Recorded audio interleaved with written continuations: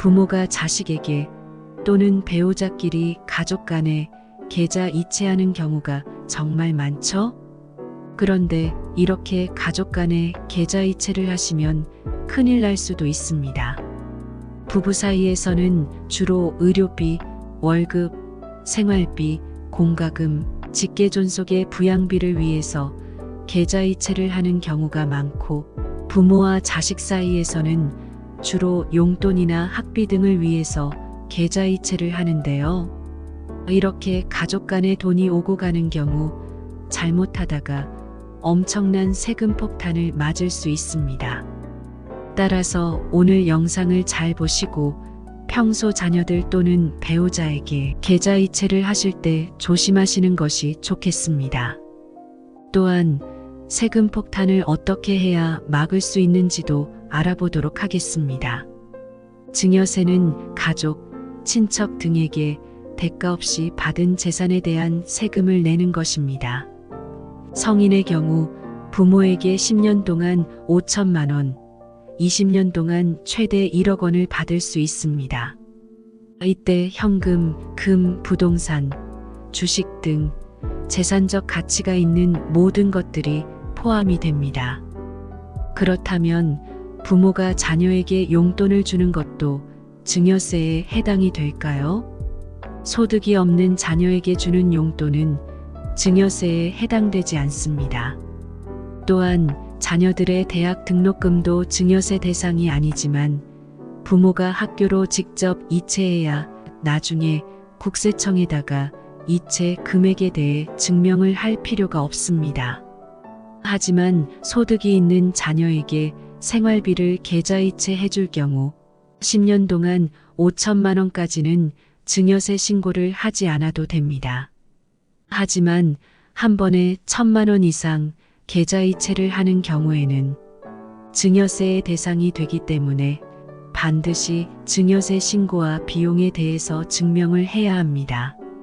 종종 나이가 많으신 부모님이나 인터넷을 잘 못하는 부모님이 자식에게 계좌 이체를 해주고 대신 사달라고 부탁하는 경우가 있는데요. 소액의 경우는 상관이 없으나 1,000만 원 이상의 고가의 가전, 가구 등을 사달라고 계좌 이체하여 부탁한 경우에 국세청에서 부모가 자식에게 증여한 걸로 오해할 수 있습니다. 따라서 이런 경우에는 증여가 아니라는 증명을 해야 합니다. 통장에서 계좌 이체를 할 때 입금 내역에 메모를 남겨두고 자녀가 해당 금액을 사용할 때도 영수증이나 증빙을 남겨두어야 합니다. 또한 축의금이나 조의금 같은 경우에도 부모의 통장에 거쳐서 자녀에게 입금이 되면 증여세 조사 대상이 됩니다. 단 1회에 400만 원 한도 안에서 지급하는 경우에는 증여에 해당되지 않습니다. 결혼을 준비하는 자녀들에게 생활가전 용품 등을 선물로 줄 경우에는 증여세 대상이 아니지만 고가의 차량을 선물할 경우에는 증여세 대상에 해당이 됩니다. 부부간의 계좌 이체라고 하더라도 굉장히 조심하셔야 합니다. 계좌 이체라는 명목으로 투자를 하거나 주식을 하거나 집을 사는 등 재산을 불리기 위해서 부부간의 계좌 이체를 하는 경우가 있습니다.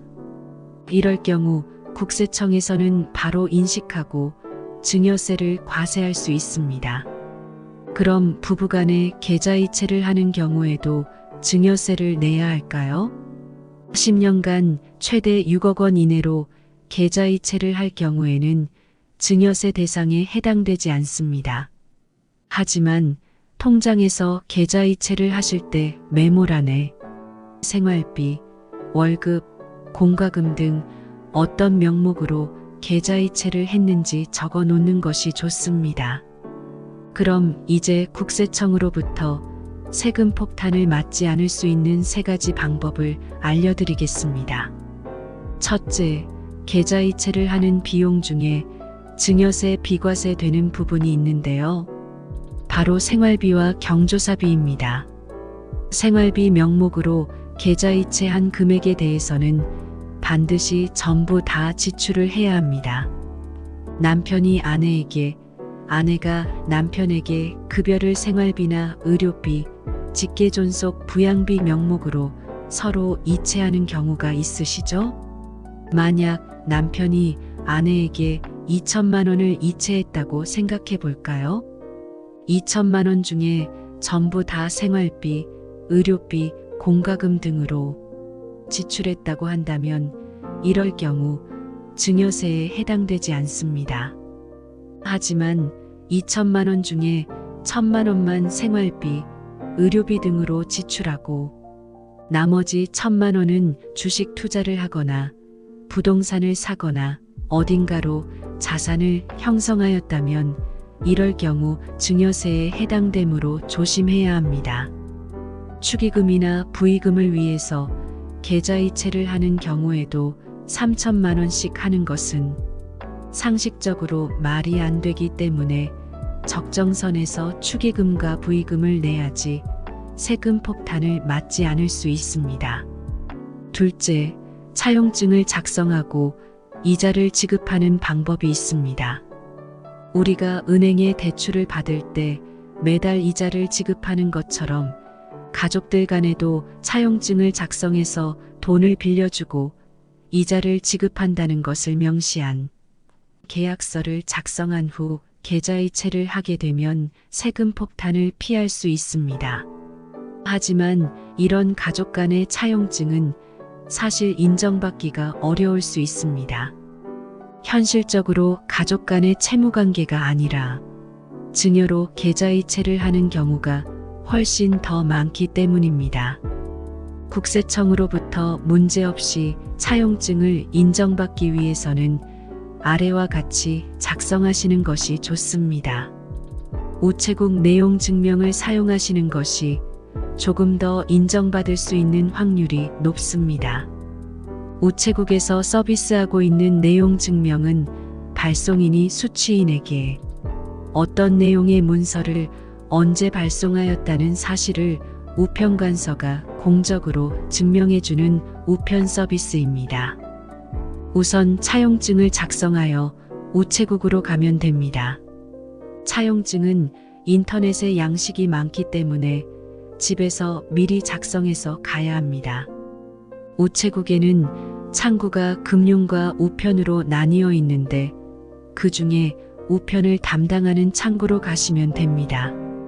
요즘에는 동사무소나 우체국에 기계로 서류를 뽑아주는 것이 있는데 내용 증명을 할 경우에는 기계로는 되지 않으므로 직접 창구에 가야 합니다. 차용증은 3부를 준비해야 합니다.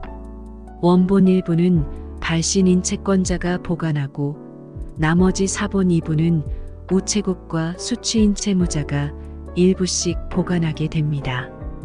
이 차용증을 창구에 있는 담당자분께 드리면 차용증 내용과 서류 봉투에 쓰여 있는 이름과 주소를 비교하고 우체국 도장을 찍은 후 스티커를 부착해주면 끝입니다. 사용 금액은 연소득의 최대 5배 이내로만 차용하시는 것을 권해드립니다. 본인의 소득 대비 너무 과도한 금액을 차용하면 이 금액을 갚을 능력이 없다고 볼 수 있기 때문에 세금을 부과할 수도 있습니다. 또한 상환기간은 10년 이내로 하시는 것이 좋으며 매년 원금의 일정 부분을 상환하는 것이 좋습니다. 셋째, 증여재산공제 금액 안에서 계좌이체를 하는 것입니다. 앞에서 말씀드렸듯이 무상증여한도 내에서 현금을 이체하는 것입니다.